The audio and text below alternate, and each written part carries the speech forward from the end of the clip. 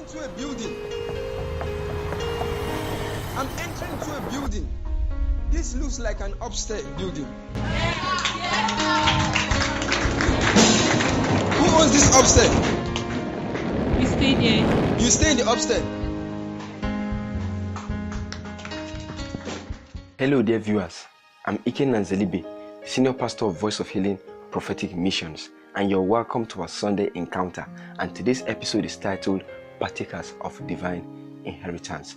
Every believer has something to inherit in God. Every believer has an inheritance in God through Christ. And by the grace of God, today's episode has come to reveal to you all those good things that you have in Christ that has been given to you and by God to make life easier for you. An inheritance can be defined as possessions transferred from one person to another, which is made available at the point of the death of the one that gives that inheritance. Today's text is taken from the book of John chapter 13, and I'll be focusing on from verse 6 to 8. The Bible lets us know in the book of John chapter 13 that at a point in time, Jesus, who was the pastor of the disciples, stood before his disciples before his death and took a towel and tied around his waist and began to wash their apostles' feet. But the Bible lets us know from verse 6 that when he came to St. Peter would not just let Christ wash his feet. St. Peter began to ask questions, and I will read it for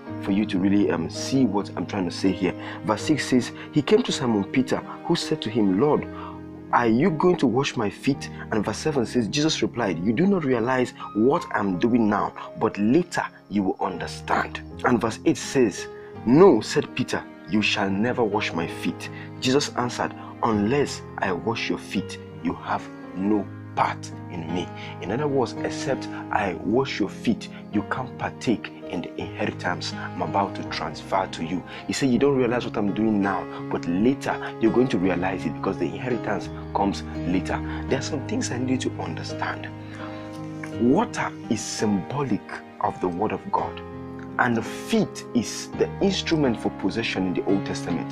In the Old Testament, whenever there is an exchange of property, with transfer of property, it's always connected with the feet. It's either one party takes off the sandals off his feet, or one party will have to step his feet upon the inheritance. The Bible at the point in time had to tell Joshua, he said, wherever your feet step upon, I've given unto you. So the feet is symbolic of an instrument of possession. And in our times, this feet is symbolic of the mind. I've said before that water is symbolic of the word of God, because the book of Ephesians says, cleanse them with water as by washing by the word. You have to understand that the Bible speaks with a lot of parables. So when the Bible says that he washed them with water, it actually meant that he washed them with the word, or in other words, he administered the word to their feet, which is actually their mind, the instrument of possession. So Jesus Christ was trying to tell them that except if I release the word of God into your minds, you can't be a partaker of what? Of my inheritance.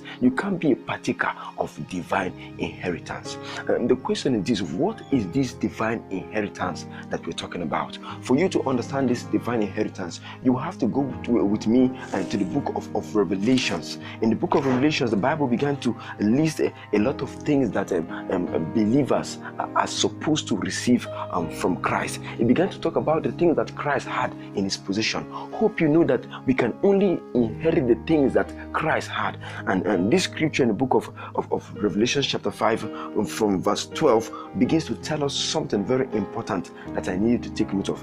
It says, worthy is the Lamb who was slain. Remember, I said something that there can't be inheritance except at the death of a party. Now the Bible says, worthy is the Lamb who was slain to receive power, right? These were the things that Christ had, and these are the things we are authorized to receive from him, to inherit from him. Every single time the word of God is administered to us, we receive these things from God. Number one thing it says that we can receive is the power of God. He said, what is the Lamb who was slain to receive? Number one, power. Number two, wealth. Number three, wisdom. Number four, strength. Number five, honor. Number six, glory. And number seven, praise. Every single time the word of God comes in contact with our spirit, we begin to receive from God. We receive from him, as the Bible says here. We receive power, we receive wealth, we receive wisdom will receive strength, honor, glory, and praise. This is the power of the word. Some people don't see it as an important thing to come to church and receive the ministration of the word, but the word of God has a way of connecting you to the inheritance of God. Reading the word is very important. Studying the word is very important. Listening to preaching is very important. It doesn't matter how it works, but one thing you have to know is that except the word of God is ministered to your mind, except the word of God is released to your mind, you can't be a partaker of divine inheritance. It's possible for you to walk in power. It's possible for you to walk in wealth. It's possible for you to walk in wisdom. It's possible for you to walk in strength. It's possible for you to walk in honor and in glory and in praise if you understand how to receive the word of God, how to permit the word of God to transform your mind. It's the transformation that comes through the word of God that makes the inheritance of Christ available to you.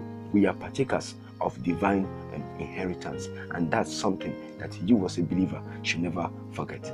I pray for you in the name of the Lord Jesus Christ that God will place in your heart a hunger to read His word, a hunger to listen to His servants, the sermons they've preached, to soak yourself into these things until it begins to affect your mind positively and begin to bring the inheritance of Christ into your life. You are not called to be poor, therefore I decree you will never be poor. You are not called to be weak. I replace that weakness with strength. I decree that God places you in a place whereby the inheritance He releases in your life will make unbelievers jealous of you until they begin to follow Christ.